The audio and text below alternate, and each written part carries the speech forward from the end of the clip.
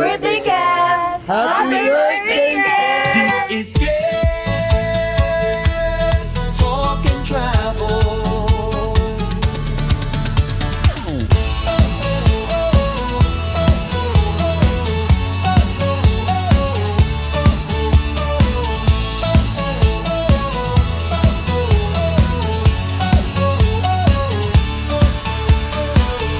Nandito tayo ngayon sa Hong Kong para sa Pasyada Birthday Special.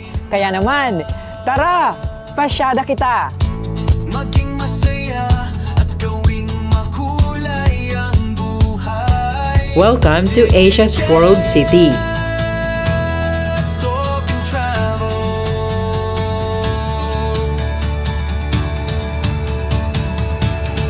Ang Hong Kong ay binubuo lamang ng mga fishing villages noon. Pero isa na ito ngayong progresibo at isa sa pinakabibisitang syudad sa buong mundo. Are you ready mga ka-Kevs? Tara!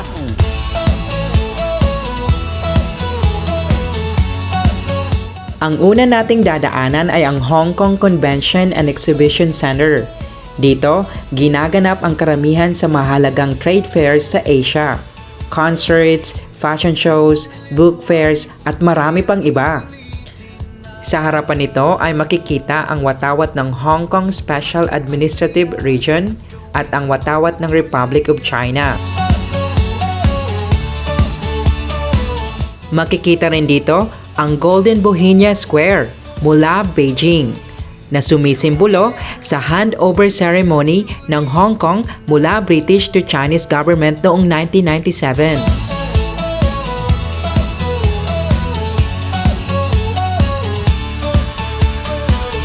Mga ka-Kevs, nandito tayo ngayon sa Victoria Harbor.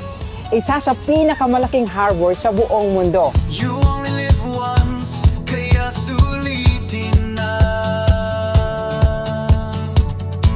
Maging masaya at gawing makulay ang buhay. This is Kev's Talk and Travel.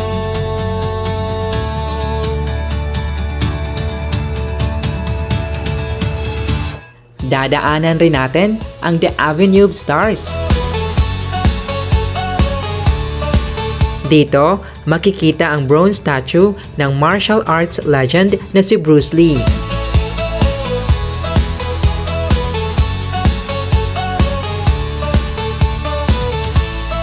At ang pop diva na si Anita Moy.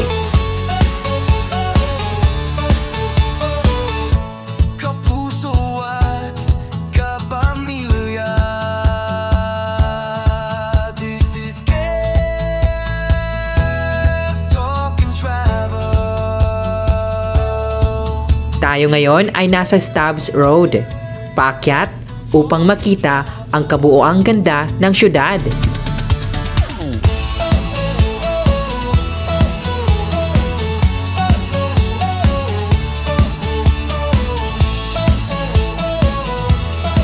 Mga ka-Kevs, mula dito ay matatanan mo ang napakakatayog ng mga building. So amazing. At saka ang lamig guys, para kang Tagaytay and then Baguio. You only live once, kaya sulitin na. Mula dito ay matatanaw mo ang Hong Kong skyscrapers. This is Kev.